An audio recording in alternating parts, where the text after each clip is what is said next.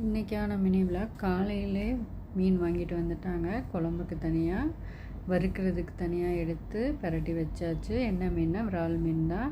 அப்புறம் பிரேக்ஃபாஸ்ட் பார்த்திங்கன்னா ராகி, முருங்கைக்கீரை போட்டு செம ஹெல்த்தியான ராகி எடை தாங்க.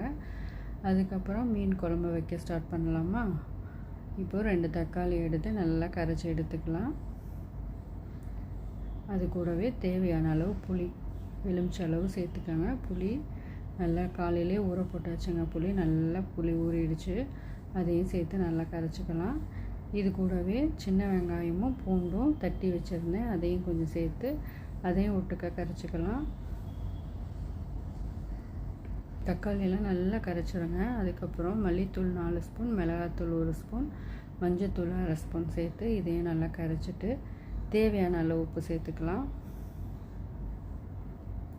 தேவையான அளவு உப்பு சேர்த்துட்டு இப்போ குழம்பு வைக்க ஸ்டார்ட் பண்ணிடலாம். கடாயில் கடலெண்ணெய் ஊற்றியிருக்கேன். வெந்தயம், ஜீரகம், கடுகு, சோம்பு கொஞ்சம் சேர்த்துக்கலாம். சோம்பு சேர்த்துட்டு சின்ன வெங்காயம் ஒரு கைப்பிடி அளவு தட்டி வச்சுருக்கேங்க. பூண்டு 4-5 பல் இதெல்லாம் சேர்த்து நல்லா வதக்கிடுங்க. நல்லா கோல்டன் ப்ரௌன் ஆகட்டும். நல்லா வதக்கிட்டு ஒரு அரை தக்காளி இதோடு சேர்த்துக்கலாம். அதையும் போட்டு நல்லா வதக்கிடுங்க. கரைச்சி வச்ச மீன் குழம்பு, அரைச்சி வச்ச மீன் குழம்பு, எல்லா ஸ்டைலில் மீன் குழம்பு வச்சாலும் செம்ம டேஸ்ட்டாக இருக்குங்க. இன்றைக்கி அது மாதிரி என்னோடய ஸ்டைலில் விரால் மீன் குழம்பு.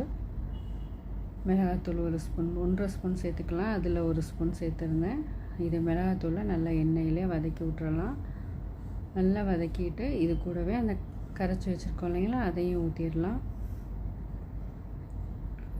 பச்சை மிளகாய் எல்லாம் சேர்த்து போட்டாச்சு. மண்டை பெரிய பெரிய மண்டையாக இருந்துச்சு. அந்த மண்டையை மட்டும் அந்த குழம்போடு கொதிக்கிறதுக்கு முன்னாடி சேர்த்துட்டோம்னா அது கொதிக்கும்போது சூப்பராக அது வெந்து வந்துடும். எலும்பெல்லாம் பாருங்கள், நல்லா கொதி வந்துருச்சு. இது கூட கால் மூடி தேங்காய் சேர்த்துக்கோங்க.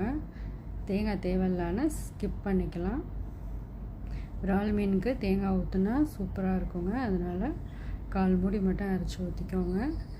இது கூடவே மாங்காய் போட்டிருக்கேன். இதோட மீனெல்லாம் சேர்த்துக்கலாம். இப்போ வால் அவ்வளோ சூப்பராக இருந்துச்சுங்க. சாப்பிடும்போது செம்ம டேஸ்ட்டாக இருந்துச்சு இந்த மீன் குழம்பு இன்றைக்கி வச்சது. விரால் மீன் கிடைக்காதுங்க, என்றைக்காவது தான் கிடைக்கும். இன்றைக்கி கிடைச்சதை விடுவோமா? குழம்பு வச்சாச்சு. பாருங்கள், நல்லா ரொம்ப கிண்டாமல் அப்படியே லேசாக கிண்டி விட்டு சூப்பராக ரெடி ஆகிடுச்சு. மல்லித்தழை தூவியாச்சு.